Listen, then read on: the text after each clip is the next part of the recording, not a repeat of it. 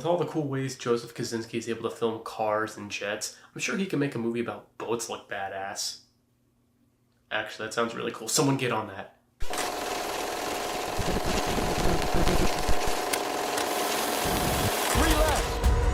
laps is a lifetime. Brad Pitt decides to go full Tom Cruise with this role in F1 the movie.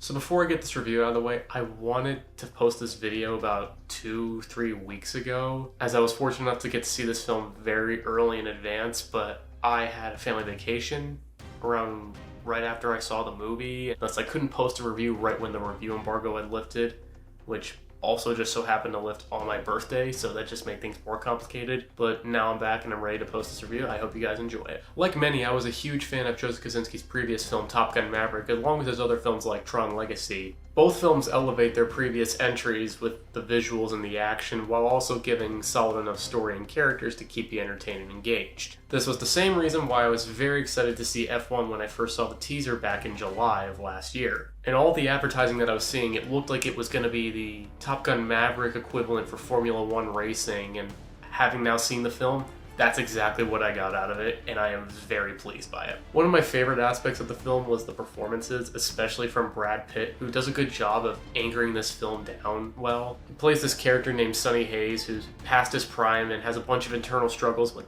still races, and then he's pulled back into this arena that he had left years ago. He has this kind of cocky attitude and has his own set of rules and has to learn to work with others, and Brad Pitt's very fun at playing this type of character. The other performances from actors like Javier Bardem, Damson Idris, and Carrie Conan are also very fun and entertaining to watch. However, the real highlight of this movie are the racing sequences. They're shot a lot like Top Gun Maverick, but they're able to do a lot of sweeping camera movements and really wide angles that they weren't able to do in Top Gun Maverick, and it just really helps to sell the stakes and the conflict throughout the whole movie. It gives this film a huge adrenaline rush during a lot of the racing sequences that ultimately wouldn't have worked as well if it was just a bunch of helicopter shots or live TV feed in some way. I was also able to see this film in IMAX, and yeah, that is really the only way you can watch this film. The whole film is presented in the IMAX aspect ratio, and it really helps to immerse you in a lot of the racing sequences, and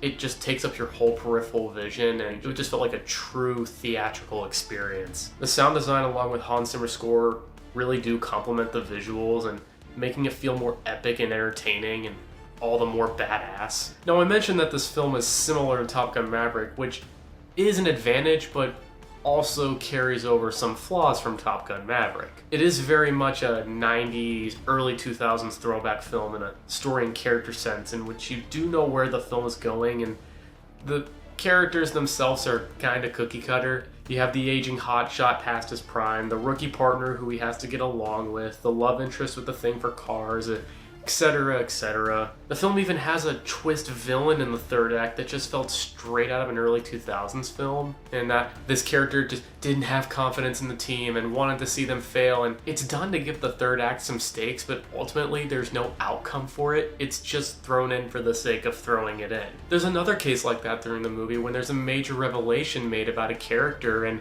while it plays a little bit of a role in the climax, it again has no outcome. Now, I get it, there needs to be stakes in a story, but the stakes need to have an outcome, like a resolution.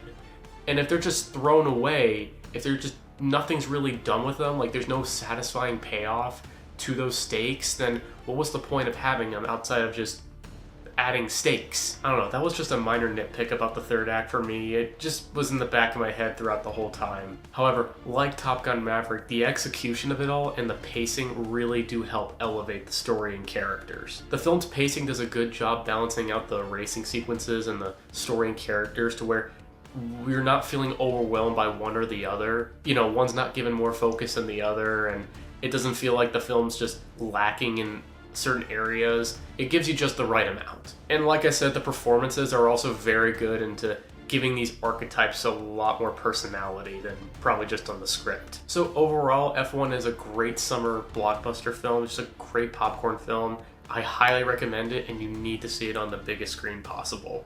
I'm gonna give F1 the movie an 8 out of 10. So I hope you guys liked this video. What did you guys think of F1 the movie? Did you like it? Did you hate it? Tell me down in the comments.